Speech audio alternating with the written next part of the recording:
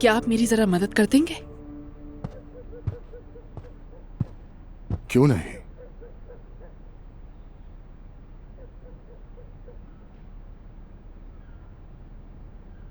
तुमने इस घर और मेरी जिंदगी को खूबसूरत बना दिया।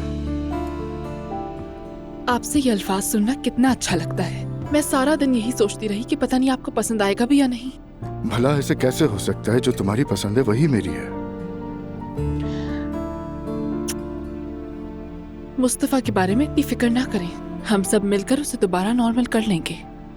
और अगर वो मुझे देखना ना चाहे तो मैं सामने नहीं आऊंगी, अपने कमरे में ही रहूंगी। कर लोगी ऐसा? बिल्कुल कर लूंगी, आखिर वो आपका बेटा है। वैसे भी मैं आहिस्ता आहिस्ता उसका भी दिल जीत लूंगी, आप फिक्र ना करें। मुझे तुम पे पूरा भरोसा है।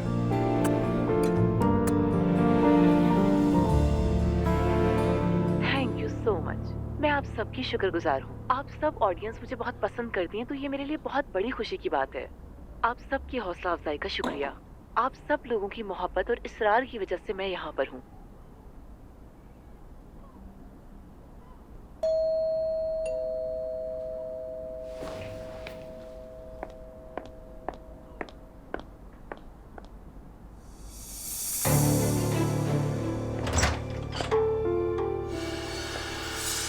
इतनी रात को तंग कर दिया, सॉरी।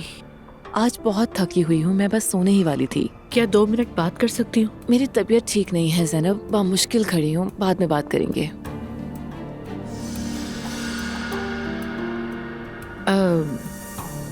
आज मैंने तुम्हारे साथ ज्यादती की। बहरल रियली सॉरी, तुमसे माफी मांगने आई हूँ। अगर वक्त हो तुम्हारे पास तो थोड़ी बात कर लेते हैं। हुल्की साहब भी घर पर हूँ तो मैं उनसे भी बात करना चाहती हूँ, क्योंकि मुझे उनसे भी कुछ कहना है।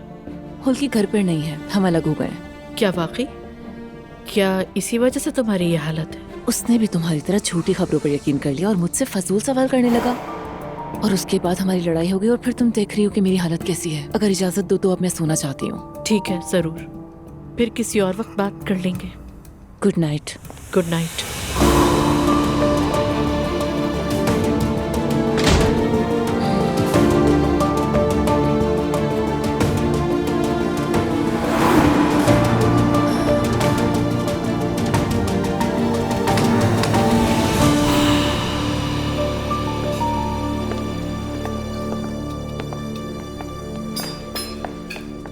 गुड इवनिंग बच्चों।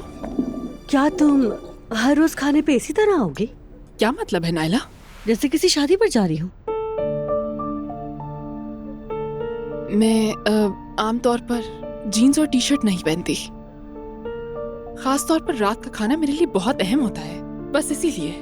दुरुस्त कह रही हैं। अगर औरतें खुद पर तवज्जो ना दें तो मर्द भी उन पर तवज्जो देना छोड़ देते हैं और रिलेशन खराब हो जाता है। अगर हम अपना ख्याल रखना सीख लें तो मर्द भी ट्रैक सूट पहनकर नहीं घूमेंगे। मेरी जान, मुझे तो तुम्हारी बात बिल्कुल भी समझ में नहीं आ रही। तुमने कब देखा है कि हमारे घर में कोई नाश्ते की टेबल पर या खाने पर ट्रैक सूट पहन के आया हो? मेरी अम्मी को ये बिल्कुल पसंद नहीं था और उन्होंने हमें भी यही सिखाया था। उन्होंने बहुत अच्छा किया। हमारा घर भी कुछ फौजी निजाम जैसा था। मेरी अम्मी तो मुझे नाइट ड्रेस में कमरे से निकलने भी नहीं देती थी। तुम वाकई बहुत लकी हो फराज, तुम्हारी अम्मी बहुत ही अच्छी औरत है ना? दिल में कुछ और लोगों के सामने कुछ और। अल्लाह ताला उन्हें सलामत रखे। खाना शुरू करो। क्या कुछ और चाहिए आप लोगों को? नहीं हयात आपका शुक्रिया, किसी चीज की कमी नहीं। मजे से खाएं। हयात, कल हम दोनों मिलकर नया मेन्यू बनाएंगे, क्योंकि अब्दुल्ला साहब को हेल्दी खाना खाना चाहिए और इस घर के किचन से तो कार्बोहाइड्रेट्स बरस रहे हैं। मैं दोबारा डाइट शुरू करने वाला हूँ। ये सब मैं आपकी सेहत के लिए कर रही हूँ। आप जा सकती हैं हयात। वैसे आपका नाम बहुत मुनासिब है।